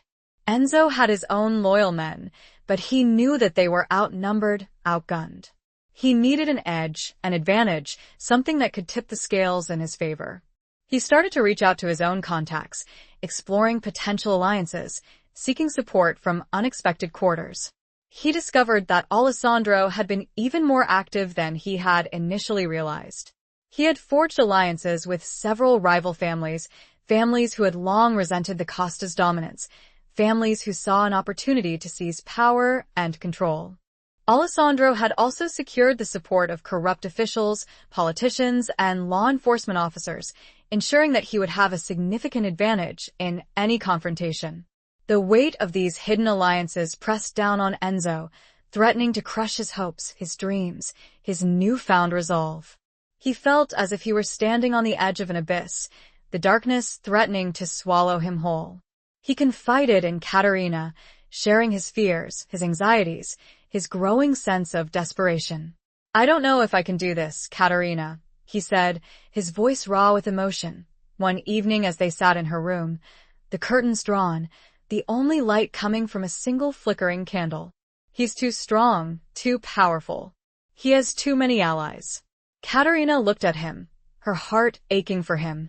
She saw the vulnerability beneath his hardened exterior, the fear that he tried so hard to conceal. She reached out, taking his hand in hers, her touch sending a surge of warmth through him. You are not alone, Enzo, she said, her voice firm, her gaze unwavering. You have me, and you have your men, and you have something else. What? He asked, his voice barely a whisper. You have the truth, she said, her voice filled with conviction. You have the knowledge of your father's mistakes, of Alessandro's betrayal. You have the moral high ground. Enzo looked at her, a flicker of hope in his eyes. She was right. He had something that Alessandro didn't have, the truth. And he could use that truth to his advantage. He decided to take a gamble, a risky move that could either save them or destroy them. He decided to reach out to one of Alessandro's allies, a man named Don Giovanni Rizzo, the head of a powerful family in Naples. Don Rizzo was known for his sense of honor, his adherence to the old ways, his respect for the truth. Enzo sent a message to Don Rizzo, requesting a meeting, a parley to discuss the situation, to reveal the truth about Alessandro's actions, to appeal to his sense of justice. It was a dangerous move. Don Rizzo could easily betray him, hand him over to Alessandro, solidify his alliance with the Esposito family. But Enzo felt that he had no other choice.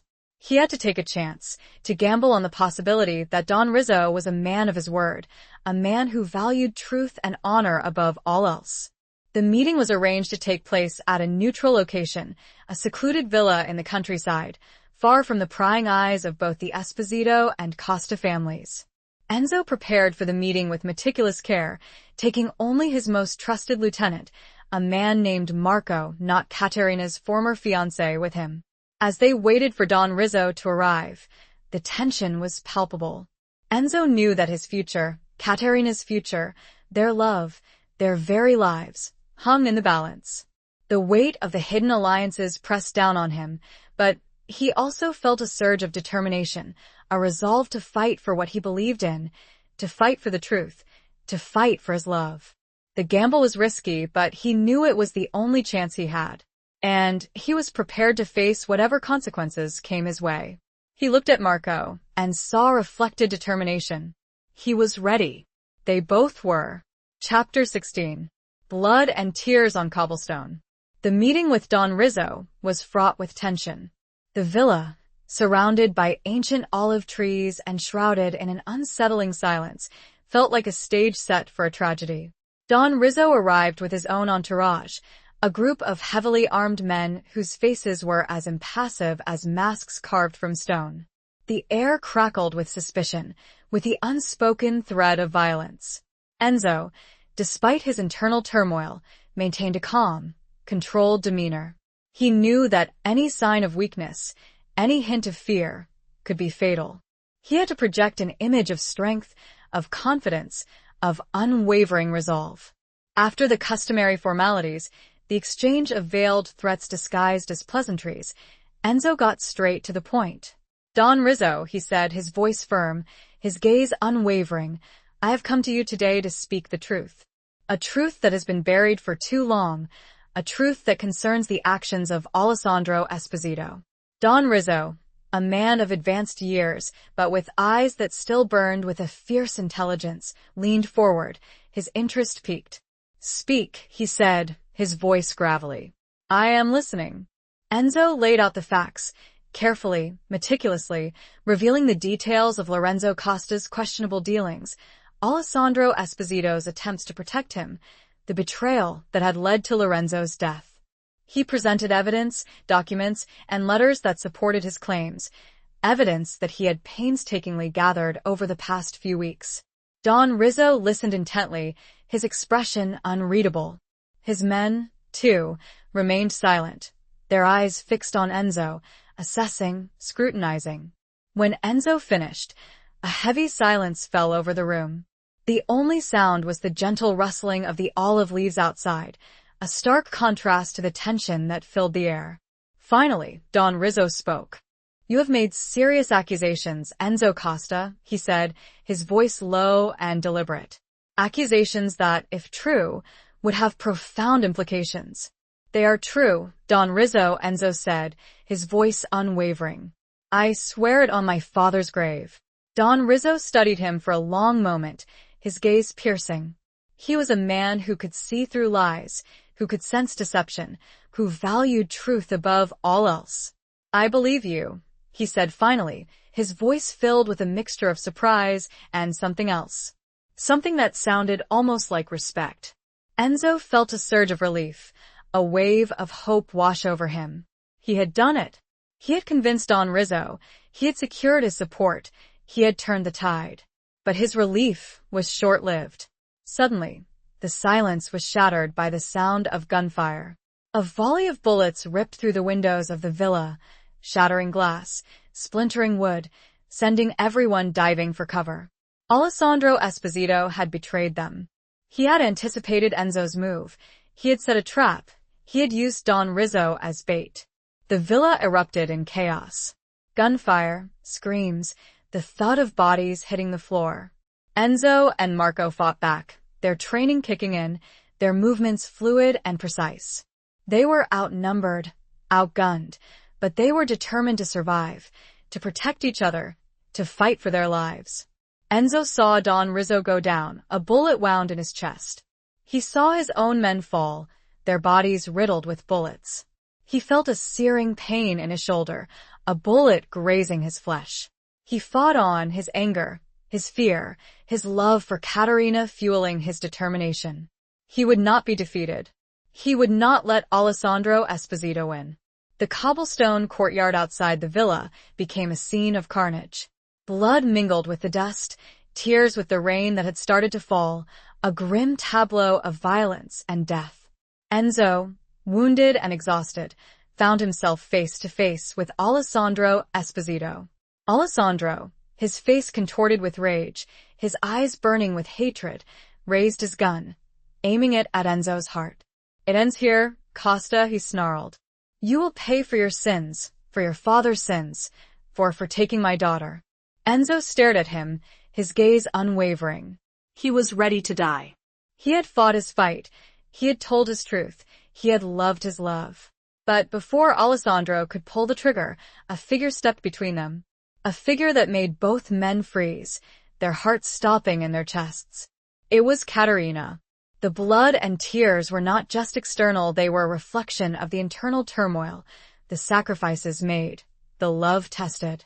The cobblestone, usually a symbol of stability and tradition, was now stained with the consequences of their world, a stark reminder of the price of their choices. Chapter 17. The Heart's Reckoning. Caterina's sudden appearance on the blood-soaked cobblestones was a moment of stunned silence, a tableau of disbelief and suspended violence. Alessandro Esposito, his finger frozen on the trigger, stared at his daughter, his face a mixture of shock, anger, and something else. Something that looked almost like fear. Enzo, wounded and exhausted, gazed at her, his heart filled with a mixture of relief, terror, and a profound, overwhelming love. "Caterina!" Alessandro roared, his voice hoarse with rage and disbelief. "What are you doing here? Get back. This is not your fight." Caterina ignored him.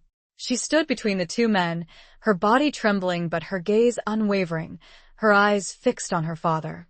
"No, Papa," she said, her voice surprisingly strong, her words cutting through the silence like a knife. "This is my fight. It has always been my fight. And it ends now." Alessandro lowered his gun slightly, his confusion evident. "What are you talking about?" he asked, his voice laced with suspicion. "I know the truth, Papa," Caterina said, her voice filled with a mixture of sadness and accusation. "I know about Lorenzo Costa's dealings, about your loyalty to a man who didn't deserve it. I know that you were not the betrayer." Alessandro's face paled, his eyes widening in shock. "Who told you this?" he demanded, his voice barely a whisper. "It doesn't matter," Caterina said. "What matters is that it's true. And you have let this lie, this feud consume you, consume us all." She turned to Enzo, her eyes filled with tears. "And you," she said, her voice softer now, "you have been driven by revenge, by a need to avenge a father who is not the man you thought he was." Enzo looked at her, his heart aching with remorse, with regret, with a love that was both profound and overwhelming. "I know," he said, his voice raw with emotion. I was wrong, Katerina. I was so wrong. Katerina stepped closer to him, reaching out to touch his wounded shoulder, her touch gentle, her gaze filled with compassion. It's not too late, she said, her voice filled with hope. It's not too late to change, to break the cycle, to choose a different path.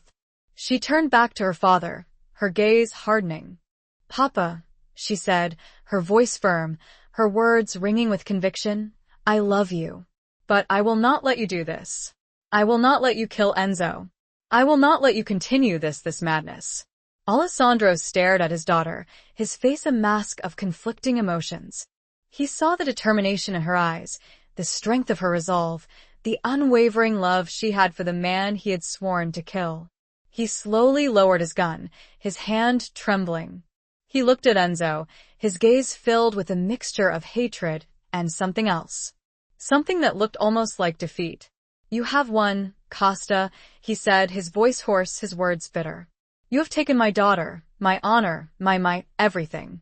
I have not taken anything from you, Alessandro, Enzo said, his voice surprisingly gentle. I have offered you the truth. I have offered you a chance to end this. It is up to you to choose. Alessandro looked at Katerina, his eyes filled with a profound sadness. He saw the love she had for Enzo, the hope she had for a future free from the violence and hatred that had consumed their families for so long. He made a decision that would change everything. Get out of here, he said, his voice barely a whisper. Both of you, leave Palermo. Leave this life behind. And never look back.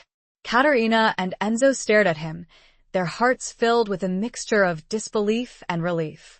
They had expected death, not mercy. They had expected hatred, not this. Katerina ran to her father, embracing him, tears streaming down her face. Thank you, Papa, she whispered. Thank you. Alessandro held her close, his body trembling. He had lost, but he had also gained something. He had saved his daughter. He had broken the cycle, yet he had found a measure of peace. The heart's reckoning was painful, a confrontation with deeply buried truths and long-held resentments. But it was also a moment of liberation, a chance for a new beginning. The cobblestones, still stained with blood, were now a testament to a different kind of sacrifice, a sacrifice made not for revenge, but for love. Chapter 18. A symphony of loss and redemption. The aftermath of the confrontation at the villa was a period of profound change, of healing, and of rebuilding. Alessandro Esposito's unexpected act of mercy had averted a bloodbath, but it had also left a void, a sense of uncertainty about the future. The power vacuum created by his withdrawal from the Famiglia was quickly filled by others, eager to seize control, to establish their own dominance. Enzo and Katerina, true to Alessandro's words, left Palermo. They left behind the opulent palazzo, the shadowed streets, the weight of their family's legacies. They sought refuge in a small, secluded village on the coast of Sicily, a place far removed from the violence and intrigue of their former lives. They rented a modest villa overlooking the sea, a simple, whitewashed building surrounded by a garden filled with fragrant herbs and vibrant flowers. They spent their days walking on the beach, swimming in the crystal-clear water, exploring the ancient ruins that dotted the landscape. They were healing, both physically and emotionally, recovering from the wounds of the past, building a new life together. Enzo, still nursing his injured shoulder, found solace in the simplicity of their new existence. He had shed the weight of his family's expectations, the burden of his father's legacy, the darkness of his own vengeful heart. He was free, for the first time in his life, to be himself, to be the man he wanted to be. Katerina, too, was blossoming in their newfound freedom. She rediscovered her passion for art, spending hours sketching and painting the stunning landscapes that surrounded them. She found peace in the quiet rhythm of their days, in the simple joys of their shared life. Their love, born in the shadows of a gilded cage, blossomed in the sunlight of their new reality. It was a love tested by fire, tempered by adversity, strengthened by their shared commitment to a different future. But the past was not entirely forgotten. They received news from Palermo, whispers of the ongoing power struggles, the shifting alliances, the continued violence. They learned that Don Rizzo had survived his injuries and that he had, true to his word, withdrawn his support from Alessandro Esposito's faction. The Famiglia was fractured, weakened, its future uncertain. Enzo felt a pang of guilt, a sense of responsibility for the chaos he had left behind. But he also knew that he could not go back. He had made his choice. He had chosen love. He had chosen freedom. He had chosen a different path. One evening, as they sat on their terrace, watching the sunset paint the sky in hues of orange, pink, and purple, Caterina turned to Enzo, her eyes filled with a mixture of sadness and resolve. "We can't stay here forever, Enzo," she said, her voice soft. "We can't hide from the world." Enzo knew she was right. They had found peace, they had found love, but they had also found a kind of isolation. They needed to find a way to connect with the world, to make a difference, to use their experiences, their knowledge, their love, to build something meaningful, something lasting. "What do you suggest?" he asked, his voice gentle. "I don't know," she said, her voice hesitant. "But I know that we can't just disappear. We have a responsibility, Enzo. To our families, to our city, to ourselves." They talked late into the night, discussing their options, their dreams, their fears. They decided that they would return to Palermo, not to reclaim their former lives, but to build something new, something different. They would use their knowledge, their connections, their resources, to help others, to promote peace, to heal the wounds of the past. It was a daunting task, a risky endeavor, but they were ready to face it. Together. Their symphony of loss and redemption was just beginning. They had lost their old lives, their families, their innocence. But they had also found something far more valuable: love, freedom, and a chance to redeem themselves, to build a future worthy of the sacrifices they had made. The music was bittersweet, filled with both sorrow and hope, a testament to the resilience of the human spirit, the enduring power of love.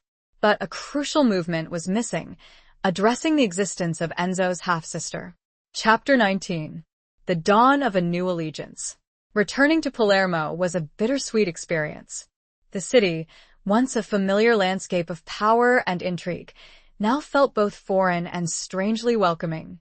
The familiar scents of espresso, sea salt, and exhaust fumes mingled with a palpable sense of tension, a reminder of the fractured Famiglia and the ongoing power struggles. Enzo and Caterina settled into a modest apartment in a quiet neighborhood, far from the opulent palazzo that had been Caterina's gilded cage. They chose anonymity, a deliberate step away from the spotlight that had once defined their lives. They began to lay the groundwork for their new mission, to use their knowledge and resources to help those marginalized and affected by the city's criminal underbelly. They started small, supporting local charities, offering legal aid to those who couldn't afford it, and working to create opportunities for young people seeking a way out of the cycle of violence. Their efforts were met with a mixture of skepticism and gratitude. Some saw them as traitors, others as saviors. But Enzo and Caterina persevered, driven by a shared commitment to making a difference, to building a better future for their city. One evening, as they were reviewing applications for a small business grant they had established, Caterina noticed a familiar name: Isabella Rossi. The application was for a modest sum to expand a small flower shop in a working-class neighborhood. Caterina's heart skipped a beat. Isabella Rossi. It was a common enough name, but something about the application, the handwriting, the details of the business, resonated with a chilling familiarity. She looked at Enzo, her eyes filled with a mixture of apprehension and determination. "Enzo," she said, her voice hesitant, I think I know who this is." Enzo looked at her, his expression puzzled. "Who?" he asked. Caterina took a deep breath, steeling herself. "I think it's your half-sister," she said, her voice barely a whisper. Enzo stared at her, his face a mask of disbelief, then shock, then something else. Something that looked almost like hope. He had never spoken of his half-sister, the secret he had kept hidden for so long, the fear of her reaction, of the potential disruption to their fragile new beginning, had kept him silent. How do you know?" he asked, his voice trembling. Katerina explained about the name, the details of the application, the feeling she had, the intuition that told her this was the woman Sophia had spoken of, the daughter Lorenzo Costa had kept hidden. Enzo took the application, his hand shaking. He read it carefully, his eyes scanning the details, his heart pounding in his chest. He, too, felt a sense of recognition, a connection to the woman behind the words, a woman he had never met but who shared his blood, his history, his past. He looked at Katerina, his eyes filled with a complex mix of emotions. "What do we do?" he asked, his voice raw with uncertainty. Katerina reached out, taking his hand in hers, her touch sending a surge of warmth through him. "We meet her," she said, her voice firm, her gaze unwavering. "We tell her the truth. We offer her a place in our lives." It was a risky move, a leap of faith. They didn't know how Isabella Rossi would react, whether she would accept them, whether she would even believe them. But they knew that they had to try. They had to face the past, to embrace the truth, to build a future based on honesty, on connection, on family. They arranged a meeting with Isabella at a small, unassuming cafe near her flower shop. As they waited for her to arrive, the tension was palpable. Enzo, usually so calm and controlled, was visibly nervous, his hands fidgeting, his gaze fixed on the entrance. And then she walked in. A woman in her late 50s, her hair streaked with gray, her face lined with the experiences of a life lived on the margins, but her eyes were the same shade of dark, intense obsidian as Enzo's. The dawn of a new allegiance was breaking. It was a fragile dawn, filled with uncertainty, with the potential for both joy and pain. But it was a dawn nonetheless, a testament to the power of truth, the resilience of the human spirit, the enduring bonds of family. The meeting, they knew, would be the beginning of a new chapter, a chapter that would redefine their lives, their relationships, their future. It was the missing movement in their symphony, the piece that would finally bring harmony to their lives. Chapter 20. The final confrontation of hearts and loyalties. The meeting with Isabella Rossi was a delicate dance of emotions, a careful unfolding of long-held secrets and hesitant trust. Isabella, initially wary and suspicious, listened intently as Enzo and Katerina explained their connection to her, revealing the truth about Lorenzo Costa's hidden life and her own parentage. She had always suspected, deep down, that her mother had kept secrets, that her father was not the man she had been told he was.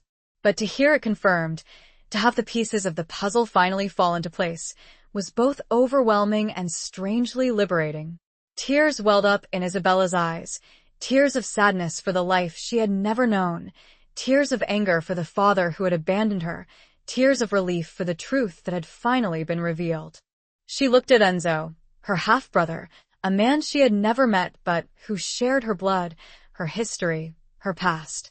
She saw the pain in his eyes, the regret, the genuine desire to connect, to build a relationship, to make amends for the sins of their father. She looked at Katerina, the woman who had been stolen, the woman who had every reason to hate Enzo, to hate her, but who instead had offered her kindness, compassion, a place in their lives. She saw the love in Katerina's eyes, the unwavering support she offered Enzo, the strength of her character, the depth of her empathy. Isabella made a decision that would change all of their lives. "I believe you," she said, her voice trembling but firm. "And I want to know you. Both of you." Enzo and Katerina felt a surge of relief, a wave of gratitude wash over them. They had taken a leap of faith, and it had been rewarded. They had found a new family member, a connection to the past, a bridge to the future. They spent hours talking, sharing stories, piecing together the fragments of their shared history. Isabella told them about her mother, a woman who had loved Lorenzo Costa deeply, but who had been forced to live in the shadows, to raise her daughter alone, to bear the burden of his secrets. She spoke of her own struggles, her own hardships, her own resilience. Enzo and Katerina listened, their hearts aching for her, their admiration for her strength and courage growing with each passing moment. They offered her their support, their love, their commitment to building a new future together, a future free from the lies and betrayals of the past. But the past was not entirely finished with them. Alessandro Esposito, having learned of Enzo and Caterina's return to Palermo and of their burgeoning relationship with Isabella Rossi, saw this as the ultimate betrayal. He had given them their freedom, he had spared their lives, and they had repaid him by aligning themselves with his enemy's secret daughter, by undermining his authority, by threatening his legacy. He decided to make one final move, a desperate attempt to reclaim his power, to assert his dominance, to punish those who had defied him. He sent his men to capture Isabella, to use her as leverage, to force Enzo and Caterina to submit to his will. Enzo, alerted to the danger by one of his remaining contacts within the Famiglia, knew that he had to act quickly. He had to protect Isabella, he had to protect Caterina, he had to protect the fragile new future they were building together. He gathered his loyal men, the few who remained true to him, the men who believed in his vision of a different future. They prepared for a final confrontation, a showdown that would determine the fate of their families, their lives, their love. The final confrontation took place, not in a grand palazzo or a blood-soaked cobblestone courtyard, but in the humble flower shop that Isabella had poured her heart and soul into. It was a place of beauty, of life, of hope, a stark contrast to the darkness and violence that had defined their past. Alessandro Esposito arrived with his men, his face contorted with rage, his eyes burning with hatred. He demanded that Isabella be released, that Enzo and Caterina surrender, that they acknowledge his authority, his power. Enzo stood firm, his gaze unwavering. "It ends here, Alessandro," he said, his voice calm but resolute. "We will not be intimidated. We will not be controlled. We will not go back to the old ways." Caterina stood beside him, her hand in his, her presence a source of strength, of courage, of unwavering love. Isabella, too, stood with them, her fear replaced by a newfound determination, a fierce loyalty to her newfound family. The confrontation was not a battle of guns and bullets, but a battle of wills, a battle of hearts, a battle of loyalties. It was a clash between the old ways and the new, between hatred and love, between revenge and redemption. And in the end, it was love that triumphed. Alessandro Esposito, seeing the unwavering resolve in Enzo's eyes, the fierce love in Caterina's gaze, the newfound strength in Isabella's stance, realized that he had lost. He had lost his power, his authority, his control. But most importantly, he had lost his daughter, his family, his chance for redemption. He lowered his head, his body slumping in defeat. He turned and walked away, his men following him, their footsteps echoing in the silence. Enzo, Caterina, and Isabella were left standing in the flower shop, surrounded by the fragrant blooms, the symbols of life, of hope, of a new beginning. They had faced their final confrontation. They had overcome their past. They had chosen love over hatred. They had forged a new allegiance, a new family, a new future. The final confrontation was not about violence, but about the ultimate power of love and forgiveness to conquer even the deepest-seated hatred and the most entrenched loyalties. It was the culmination of their journey, the final resolution of their symphony. Epilogue. 5 years passed.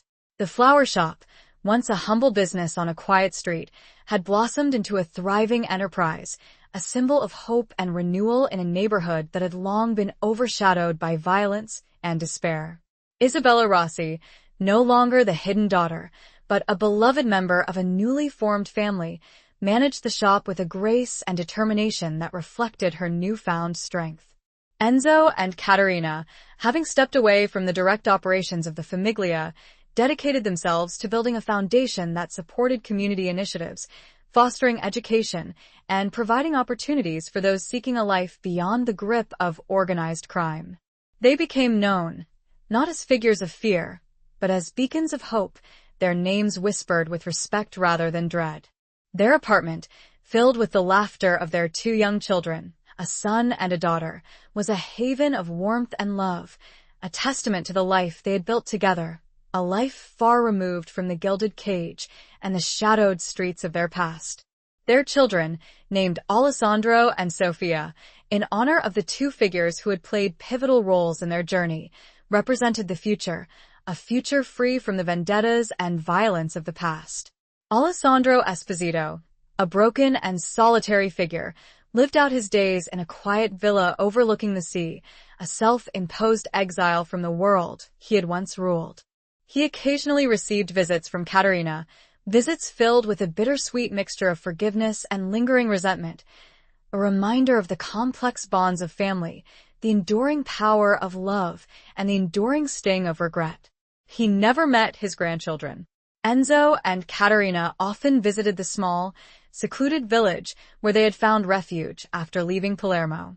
They would walk along the beach, hand in hand, their children playing in the sand, the waves whispering secrets of the past, the sun setting on a future filled with promise. One evening, as they sat on the terrace of their old villa, watching the fiery hues of the sunset paint the sky, Enzo turned to Caterina, his eyes filled with a love that had deepened and matured over the years. "We did it, Caterina," he said, his voice a soft murmur. "We broke the cycle. We built a new life. We found our happiness." Caterina smiled, her eyes sparkling with tears of joy. "We did," she said, her voice filled with gratitude. "And we did it together." She leaned closer, her head resting on his shoulder, the scent of the sea and the warmth of his embrace enveloping her in a sense of peace, of contentment, of belonging. They had faced their demons, they had overcome their past, they had found their redemption.